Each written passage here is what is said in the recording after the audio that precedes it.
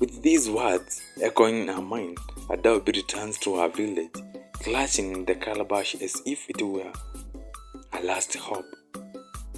In the heart of Nigeria, where the dense forest and the vast plains merge in the rhythm of life, there lived a woman named Adaobi. She was born into a family of renown, known for their wisdom and generosity. Her name, Adaobi, was as famous as her family, symbolizing beauty, strength, and the hope of many generations. Her beauty was unmatched, her kindness unparalleled, and her loyalty to her family and community was a beacon of light. But despite all these blessings, Adaobi carried a burden that overshadowed her life. She was barren. For many years, Adaobi and her husband, Obinna, had prayed fervently for a child. Their union, which was once filled with joy and laughter, and slowly became a source of silent sorrow. The walls of their home, once echoing with dreams of children's laughter, now once had the heavy sense of longing. The village elders who once blessed their marriage with high hopes now whispered prayers of pity and their eyes clouded with concern. The pressure on Adaobi was immense. In a society where women's worth was often measured by the ability to bear children, her barrenness was a heavy burden. She had tried everything, every herbal remedy, every prayer, every ritual that was known to her people. But her womb remained as barren as the desert during the dry season. She sought counsel from the village's wise women, who offered various concoctions and advice, but none bore fruit.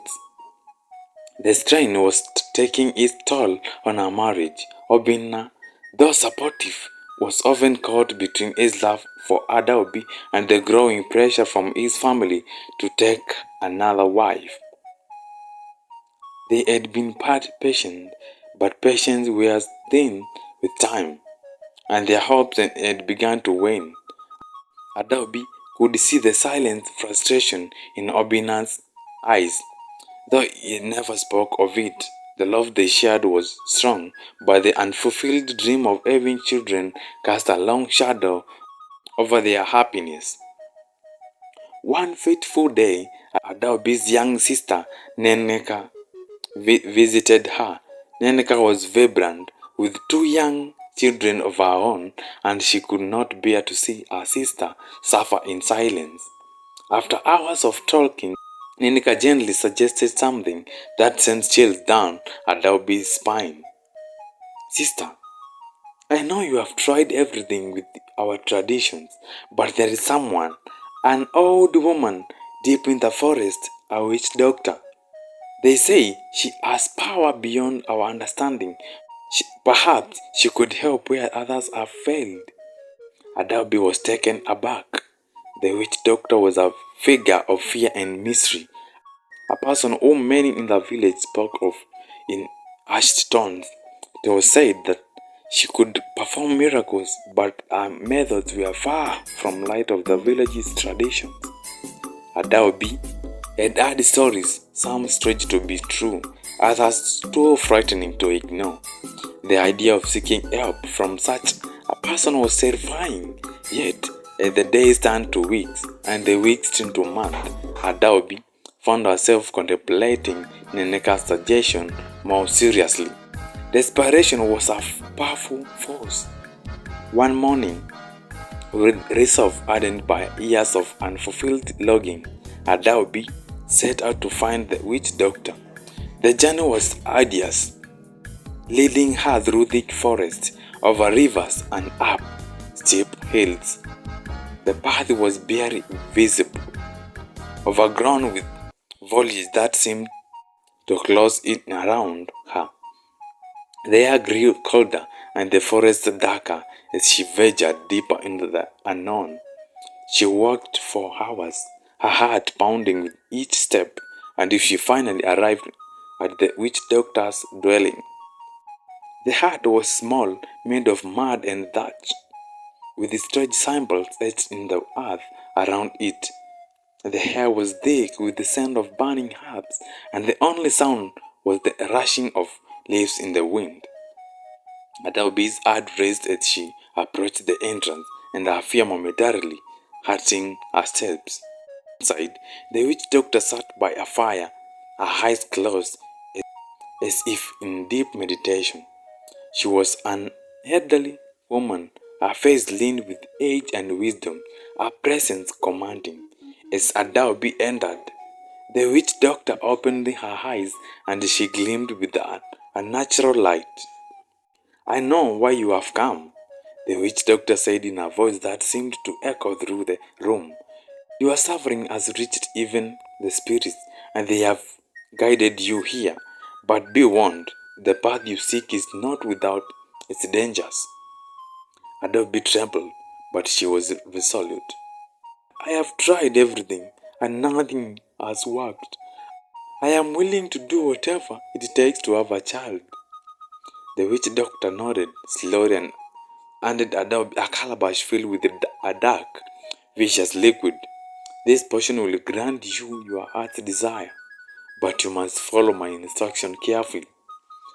Drink this every night for 7 nights, and on the 7th night, you must do so in complete silence, without speaking a word until the dawn breaks.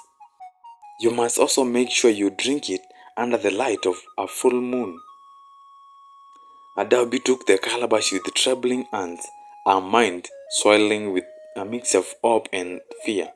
The witch doctor's voice lowered, her tone grave. If you fail to follow this instruction, the consequences will be dire. The spirits are not to be trifled with. With these words echoing in her mind, Adaobi returns to her village, clutching the calabash as if it were her last hope. She followed the instruction meticulously.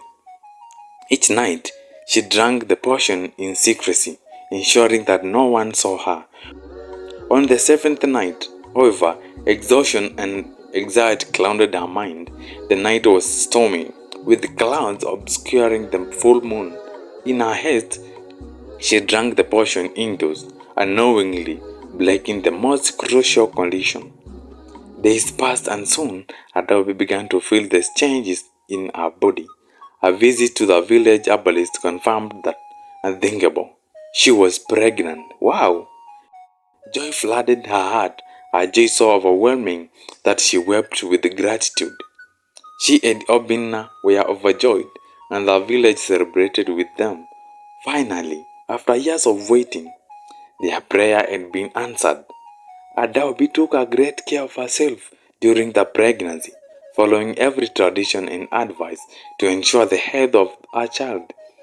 But as the months passed, strange and disturbing things began to happen.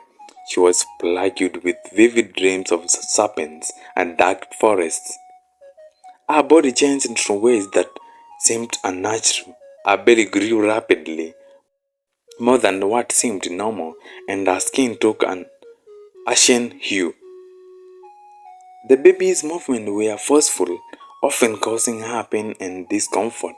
At night, she could wake up drenched in sweat, her heart racing as if she had been running.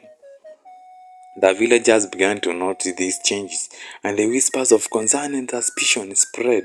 Adaobi's once radiant beauty and faded, replaced by a gaunt and ardent look.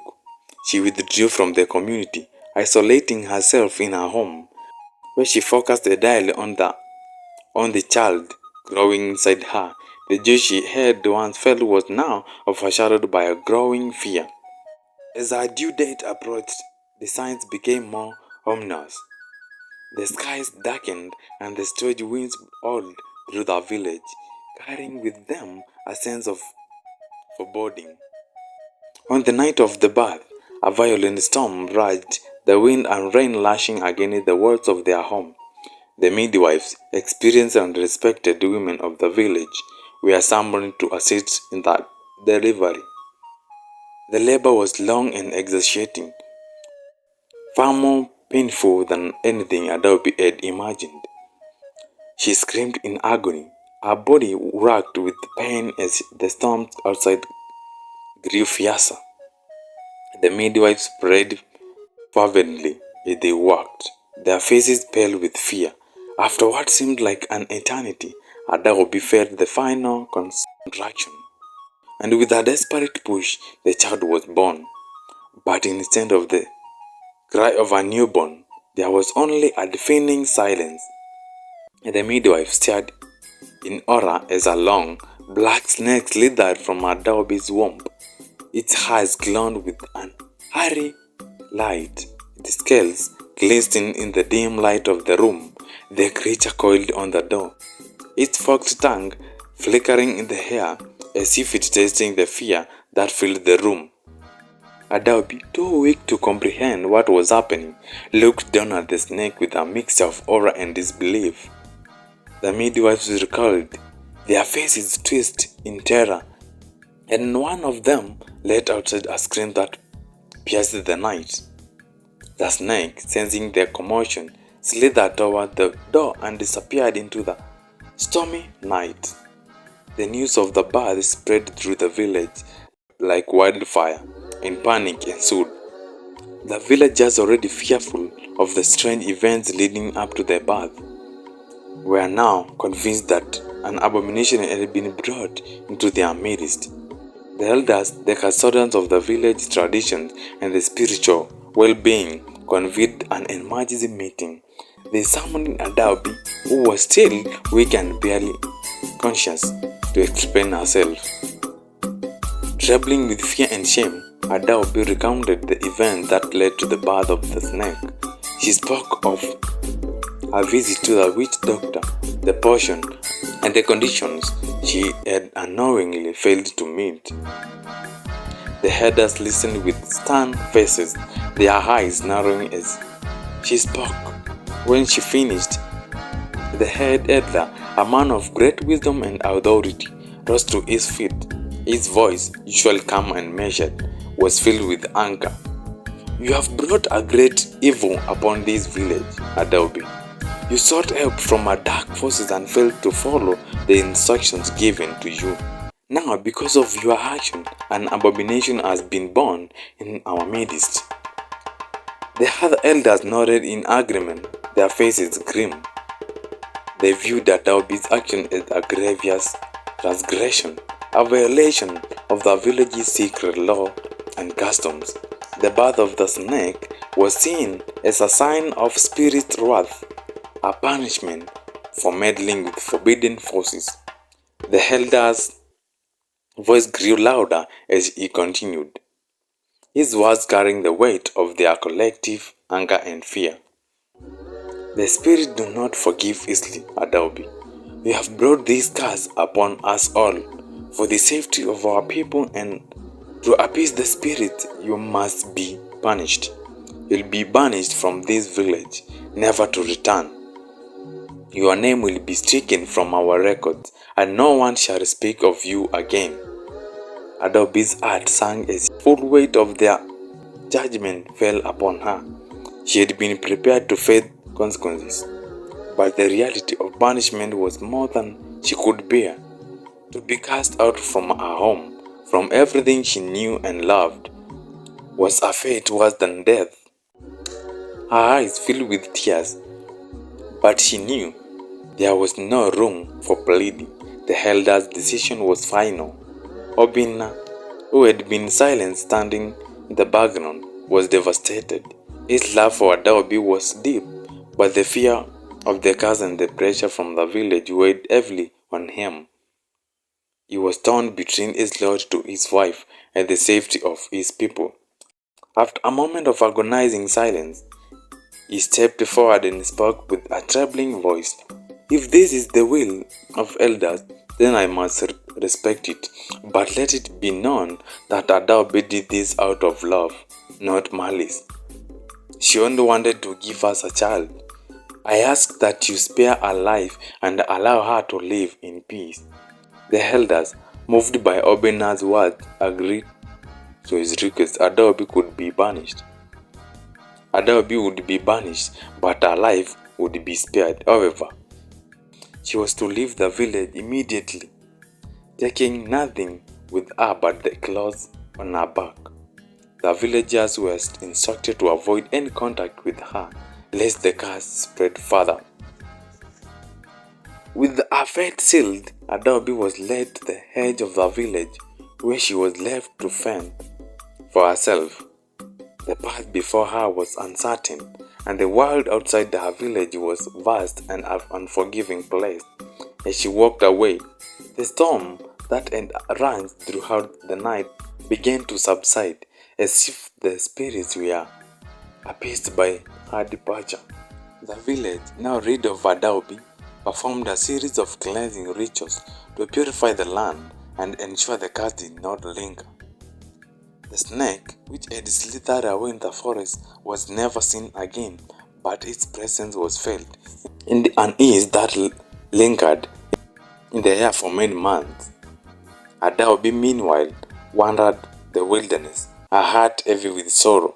She found shelter in a small, abandoned hut far from any human settlement. There, she lived in solitude, her days filled with regret and her nights haunted by the memories of what she had lost.